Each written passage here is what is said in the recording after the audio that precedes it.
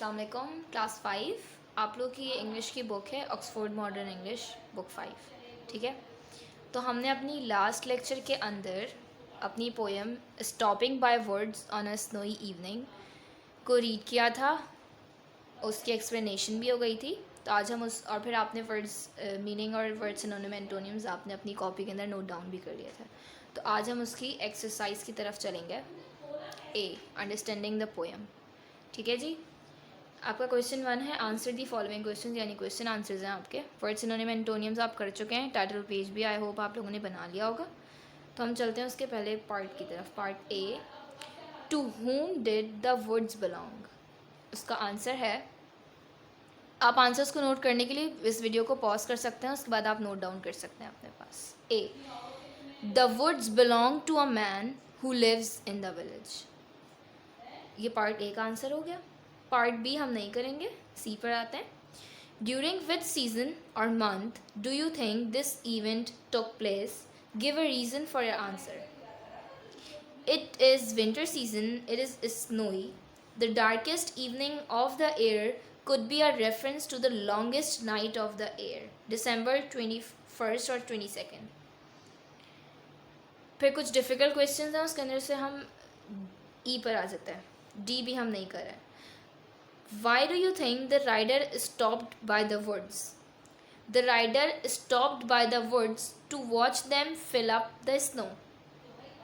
Part F, why was the horse puzzled?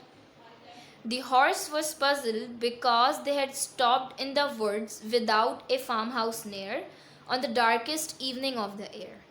ठीक है जी, question 2 हम नहीं करेंगे, क्वेश्चन 3 पर आते हैं। Answer the following questions with reference to context. Map है, he gives his harness bells a shake to ask if there is some mistake. A, who is he the poet is speaking about? The horse. What is a harness? The leather straps and belts used to control a horse. What is the possible mistake? The horse was wondering why the man had stopped by the woods. Had he become lost? It was dark and cold and the snow was falling all around. The horse wonders whether the rider has made some mistake in all this. अस्सलाम वालेकुम students, welcome back to your English lecture. आज फिर से हम अपनी book Oxford modern English book 5 की जो है वो एक एक्सरसाइज करेंगे। हमारी पोएम चल रही थी stopping by words on a snowy evening. Exercise A of question answers हम कर चुके हैं। तो आज हम चलेंगे एक्सरसाइज बी की तरफ, जिसके 2 मेजर टॉपिक्स एब्रीविएशंस और कॉन्ट्रैक्शंस हैं। आइए हम सबसे पहले देखते हैं कि एब्रीविएशंस क्या होती हैं। आई होप कि आप लोग अपनी प्रीवियस क्लासेस के अंदर एब्रीविएशंस पढ़ चुके होते हैं, फिर भी यहाँ पे एक डेफिनेशन रिटन है, मैं आप लोगों के एक दफ़ा उसको बता देती हूँ। It's a short form of writing something. Usually only the important words have their initial letters in the abbreviations. Example, Bachelor of Arts is not BOA but BA. तो abbreviations क्या होती हैं कि हम उसके अंदर कोई से भी इम्पॉर्टेंट वर्ड को शॉर्ट फॉर्म के तौर पर लिख देते हैं और उसके अंदर उसके इनिशियल लेटर्स को इस्तेमाल करते हैं। जैसे कि बैचलर्स ऑफ आर्ट्स, उसके इनिशियल्स क्या होंगे? BONA, लेकिन हम उसको BOA नहीं, सिर्फ BNA लिखेंगे। ठीक है, तो ये BA क्या हुआ? एब्रीविएशन हो गई बैचलर ऑफ आर्ट्स की।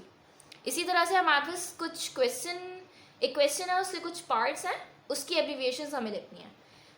सी if you can write abbreviations for the following. हमारे पास यहाँ पे हुआ है, master of science is MSc, his her majesty HM, member of parliament MP, master of arts MA, school leaving certificate SLC, doctor of medicine MD, trade union TU, doctor of philosophy PhD, south east SE, bachelor of education BEd। ठीक है जी, तो इसके अंदर क्या हुआ कि हमने अपने इम्पॉर्टेंट वर्ड्स देखे, उसके साथ साथ उनकी एब्रीविएशंस देखी। अब आप लोग के लिए इम्पॉर्टेंट है कि आप लोग इस चीज़ को विद टॉपिक अपनी कॉपी के अंदर नोट डाउन करना है। सेकेंड है हमारे पास कॉन्ट्रैक्शंस। अब कॉन्ट्रैक्शंस क्या होती हैं? Process of becoming smaller. आप कह भी सकते हैं कि इसके अंदर भी तो शॉर्ट फॉर्म ही लिख रहे हैं, लेकिन इसके अंदर हम एक चीज़ देख सकते हैं कि यहाँ पर हमारे पास सिर्फ प्रोनाउन और वर्ड का इस्तेमाल हुआ है। तो उसको अगर हम कॉन्ट्रैक्ट करके लिखेंगे तो वो क्या चीज़ कहलाएगी, कॉन्ट्रैक्शंस कहलाएंगी। इसके बाद हमारे पास एक क्वेश्चन है, right the short form contractions for the following. तो आइए देखते हैं क्या है।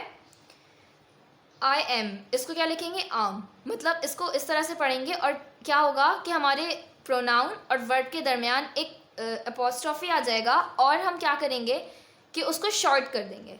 किस तरह से करेंगे, अब देखें, ए हमने नहीं लिखा, उसके अंदर हमने ए की जगह लगाया कॉमा अपॉस्ट्रॉफी और उसके बाद हमने क्या लिख दिया, एम लिख दिया। अब हमारे पास है हैव नॉट, इसको हम क्या कहते हैं, हैवेंट। इसके अंदर हमने क्या किया कि हमने हैव भी लिखा, एन भी लिखा, उसके बाद जो हमने ओ नहीं लगाया उसी जगह यहाँ पे हमने अपॉस्ट्रॉफी लगा दिया। उसके बाद है दे हैव। अब देखिए हमने दे तो पूरा लिखा यहाँ पर, उसके बाद एच और ए की जगह हमने यहाँ पे अपॉस्ट्रॉफी लगाया एंड देन वी ई हमने अपना लिख दिया। फिर है वी आर, इसको हमने क्या किया, ए की जगह हमने अपॉस्ट्रॉफी लगा दिया, बाकी पूरा वैसे ही लिखा। कैन नॉट, कैंट, क्या किया हमने इसके अंदर, एक एन और ओ हटाकर अपॉस्ट्रॉफी लगा दिया। दे विल, देल, हमने डब्ल्यू और आई हटाकर अपॉस्ट्रॉफी लगा दिया। शैल नॉट, शेंट, इसके अंदर हमने क्या किया कि S H A L L नहीं, हमने क्या किया, एल एल हटा के एन के बाद ओ की जगह हमने अपॉस्ट्रॉफी लगाया। इट इज़, जो कि हम इट्स कह रहे होते हैं अक्सर, उसके अंदर हमने आई स्किप करके अपॉस्ट्रॉफी लगाया। दे आर को हमने ए स्किप करके अपॉस्ट्रॉफी लगाया। विल नॉट के अंदर हमने इसको वोंट कर दिया आई एल एल हटाकर और अपॉस्ट्रॉफी हमने लगाया एन के बाद ओ की रिप्लेसमेंट पर। आई वर्ड को हमने डायरेक्ट आइड कर दिया, डब्ल्यू ओ यू एल हमने यहाँ पे स्किप कर दिया। शी विल के अंदर भी हमने यही किया, डब्ल्यू और आई हटाकर हमने अपॉस्ट्रॉफी लगाया एंड देन डबल एल।